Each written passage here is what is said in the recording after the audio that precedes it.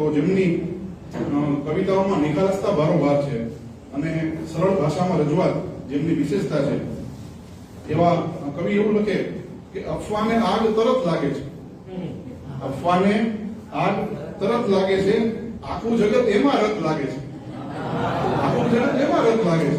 એવા જેના શેર છે એવા કવિ રામ વારોતરિયા, યુએન મહેતા આર્ટ્સ કોલેજના સાહેબ અધ્યાપક છે અને અર્થશાસ્ત્રની સાથે માતૃભાષાનો અર્થ પણ કરી જાણે છે. અર્થશાસ્ત્રનો અભ્યાસ કરાવે છે પણ માતૃભાષાનો અર્થ જાણે છે. અને વર્ષ 2022માં તેમનો સંગ્રહ પહેલો વરસાદ પ્રકાશિત થયેલ છે. તો આવો તેમની ગ્રંથસ્થ થયેલી રચનાઓ આપણે સૌ કંઠસ્થ કરીએ.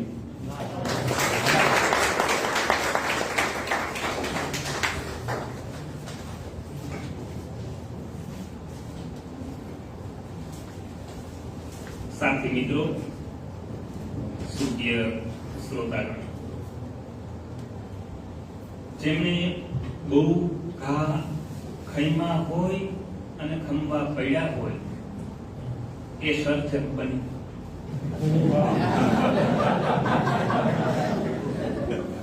અને એનાથી વધુ જેને ઘા ખંભા પડ્યા હોય એ ગજબ બને. कि किसी को तड़पाना कोई आपसे सीखे, वादे को भूल जाना कोई आपसे सीखे. किसी को तड़पाना कोई आपसे सीखे, वादे को भूल जाना कोई आपसे सीखे.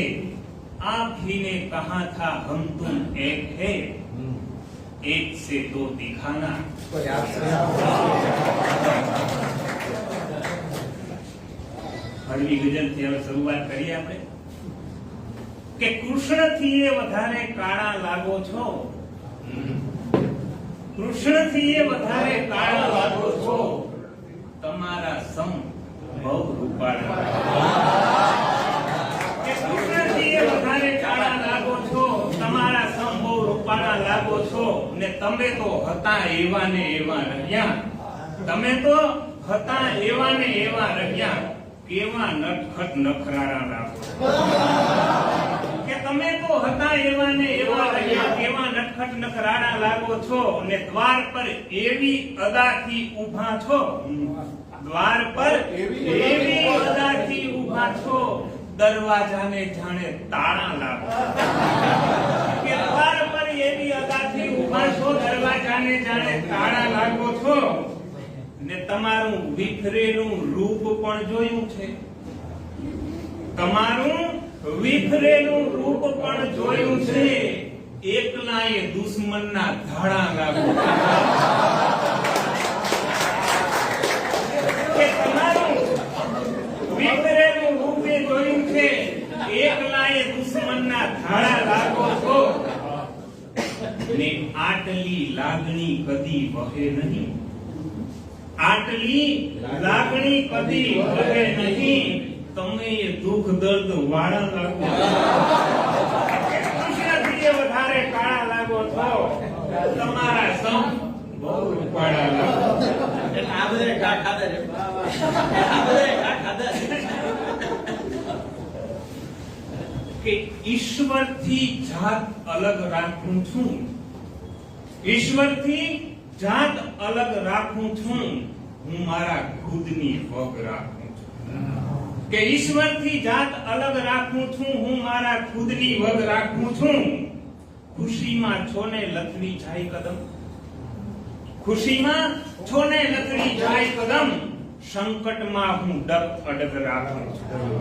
કે ખુશીમાં છોને લથડી જાય કદમ, સંકટમાં હું ડગ અડગ રાખું છું, ને કંટકો કદી એટલે વાગ્યા નહીં, કંટકો કદી એટલે વાગ્યા નહીં, ધરાને પૂછી પૂછીને હું પગ રાખું.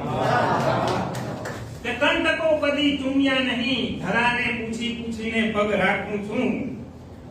લોભીને લાલચ આપવી જ પડે, કે લોભીને લાલચ આપવી જ પડે, હું મારા પક્ષે થોડાક ઠગ રાખું.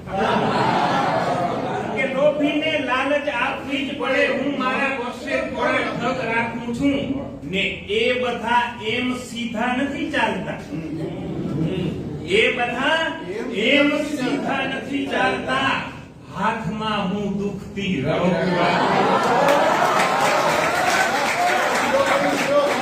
એ બધા એમ સીધા નથી ચાલતા, હાથમાં હું દુખતી રાખું છું.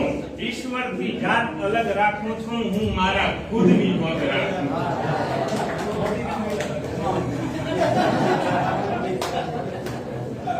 ને થાય તે થવા દેવાય, થાય તે થવા દેવાય, ને મારીને ભાગી જવાય.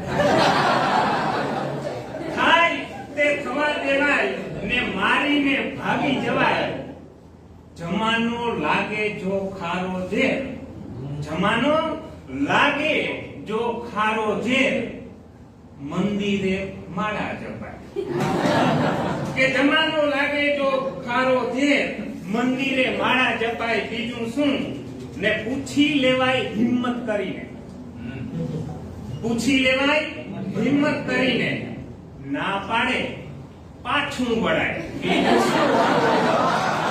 કે પૂછી લેવાય હિંમત કરીને, ના પાડે પાછું વળાય. બીજું શું? ને મળે જાકારો જો ડેલીના દરબારે, મળે જાકારો જો ડેલીના દરબારે, ચડીને ચોરે બેસાય. કે મળે જાકારો જો ડેલીના દરબારે, ચડીને ચોરે બેસાય.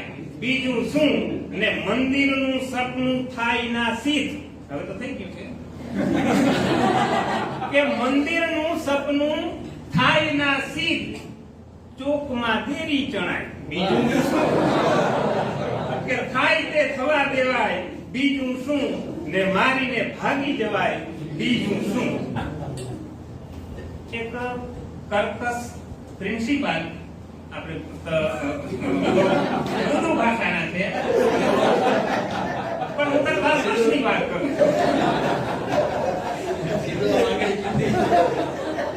એક કર્કશ પ્રિન્સિપાલ અને કોમળ અધ્યાપિકા. અધ્યાપિકા જો કે કોમળ જ હોય, જો કે સ્ત્રીઓ જ કોમળ હોય, જો કે એ આપણો એમ હોય. આ કર્કશ પ્રિન્સિપાલે એક દિવસ એક કોમળ અધ્યાપિકાને રડાવ્યા અને પછી મતલા મળ્યો. ને સામાન્ય રીતે મતલા જો સારો સર્જાઈ જાય તો વજન પૂરી થઈ જતી હોય. પછી તો વાત એમ છે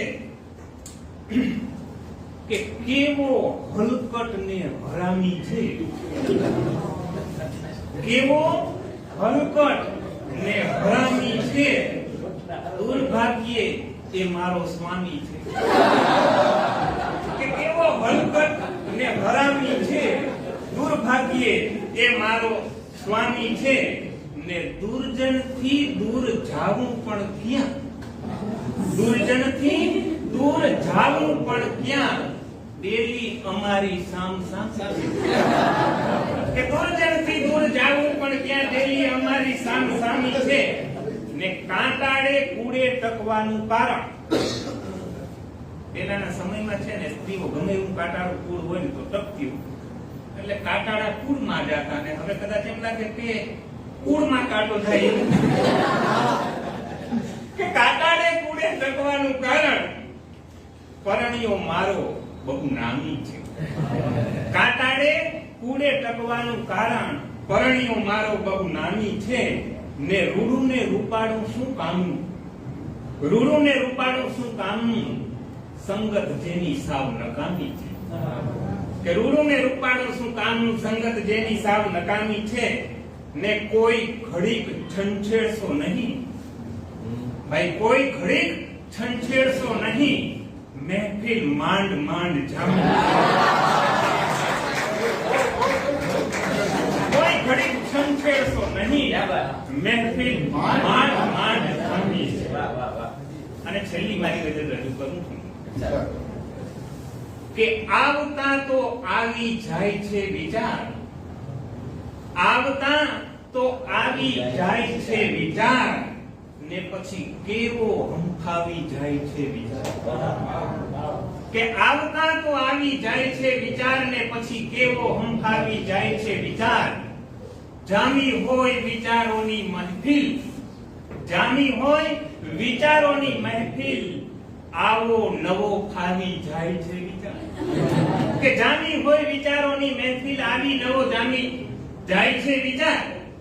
ને દિલાસો ના મળે એકઈ દિશાથી, દિલાસો ના મળે એકઈ દિશાથી, મરતાને બચાવી જાય છે વિચાર. કે દિલાસો ના મળે એકઈ દિશાથી, મરતાને બચાવી જાય છે વિચાર. ને વિચારમાં આવે જો વિચાર, વિચારમાં આવે જો વિચાર, વિચારને ચાવી જાય છે વિચાર.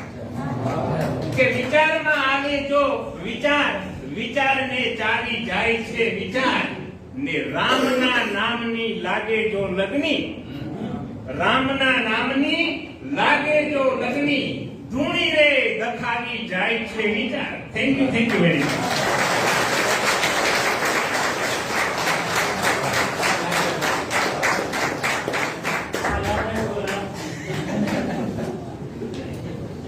આભાર પ્રોફેસર સાહેબ.